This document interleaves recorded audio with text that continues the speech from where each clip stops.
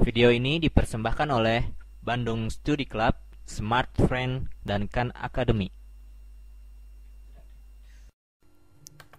Nah, sekarang kita akan bikin tentang kayaknya nih harusnya gambar mata aja kali ya, kayak gini. Ini adalah bola mata aku. Ini skenario pertama, dan yang ini adalah satu lagi adalah skenario yang kedua. Nah, di skenario pertama, jadi dua-duanya itu memiliki objek yang mengeluarkan cahaya. Tapi bedanya di skenario pertama, benda itu relatif diam terhadap bola mata saya.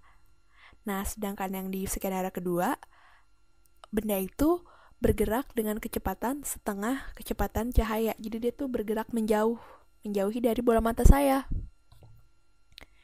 Jadi ini berpindah dengan kecepatan setengah kecepatan cahaya.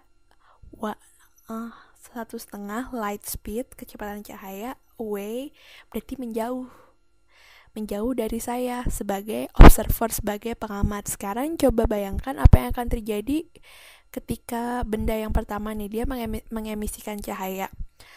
Jadi begitu mereka bergerak pada yang sama, waktu yang sama, perbedaannya adalah yang pertama itu relatif diam terhadap saya, yang kedua itu dia bergerak gitu dengan kecepatan setengah kecepatan cahaya. Setelah beberapa periode, yang pertama itu cahayanya akhirnya sampai ke mata saya. Nih, ntar digambar gelombangnya dulu. Nih, oke. Nih, di titik-titikin ini sih sebenarnya ini cuma memudahkan saya untuk menggambar aja. Bentar ya. Nah, berarti ini tunggu. 1, 2, 3, terus aduh agak susah sih nih 4. Nah, jadi ini aku punya 4 gelombang penuh gitu yang sampai ke mata saya. Nah, karena si benda itu tetap diam gitu. Jadi karena si benda ini aku tetap menerima dengan gelombang yang sama panjangnya. Jadi aku selalu melihat warna yang sama, spektrum yang sama. Nah, sekarang bedanya gimana sama yang kedua? Si benda itu mengemisikan cahaya pada saat yang bersamaan, benda itu juga bergerak. Jadi cahaya itu bergerak misalnya di ruang vakum. Jadi dia itu akan bergerak. Bentar, kayak gini nih. Benda itu kan bergerak nih. Dia mengemisikan cahaya. Jadi jaraknya tuh akan makin jauh dari saya gitu. Jadi kecuali kalau misalnya saya juga bergerak dengan kecepatan yang sama, benda yang kedua itu akan terlihat diam secara relatif terhadap saya. Akhirnya saya akan mendapatkan gelombang yang tetap sama. Nah, kalau yang di kedua ini sebenarnya saya mendapatkan gelombang yang berbeda. Kenapa sih saya tuh bisa mendapatkan gelombang berbeda dan akan terlihat seperti apa sih? Nah, ini saya gambar lagi ya. Yang ketiga ini untuk menjelaskan skenario yang ketiga, kondisi yang ketiga. Jadi ketika cahayanya sampai ke mata saya, si benda ini dia itu kan makin jauh. Terus dia juga butuh waktu sekian untuk sampai ke mata saya gitu. Jadi si benda itu mungkin ketika cahaya yang pertama sampai di mata saya pada kondisi kedua, pada saat itu si benda ini sudah sejauh ini gitu. Jadi si gelombangnya itu akan tertarik, akan menjadi lebar, akan menjadi lebih panjang. Yang tadi kan kita punya 4 gelombang kan, 4 gelombang penuh. Nah, ini saya gambar lagi 4 gelombang penuh di sini. Nah, ini kan jaraknya lebih jauh ya. Berarti logikanya saya akan mendapatkan panjang gelombang yang lebih pada kondisi kedua. Jadi kayak gini. Satu, aduh maaf ya nih gambarnya agak susah. Dua, tiga, empat. Nah, terlihat seperti ini. Ketika sampai di mata saya, yang terlihat itu benda itu kan semakin menjauh frekuensi, dan padahal tadi awalnya benda itu memancarkan frekuensi dan kecepatan dan panjang gelombang yang sama dengan kondisi pertama sama kedua, tapi berbeda setelah sampai di mata saya gitu. Terus jadi kayak gini, mata kita menerimanya itu berbeda kan. Mata kita akan menerima lebih panjang gelombangnya. Perceive longer wavelength, berarti akan terlihat atau dirasakan panjang gelombangnya lebih panjang. Berarti itu juga akan terlihat frekuensinya lebih kecil. Karena panjang gelombang itu berbanding terbalik dengan frekuensi. Jadi misalnya pada kondisi pertama kita itu melihatnya sebagai cahaya hijau.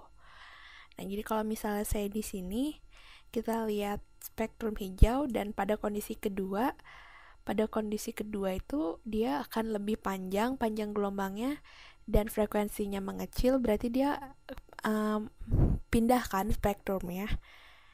Dia akan mengarah ke arah merah.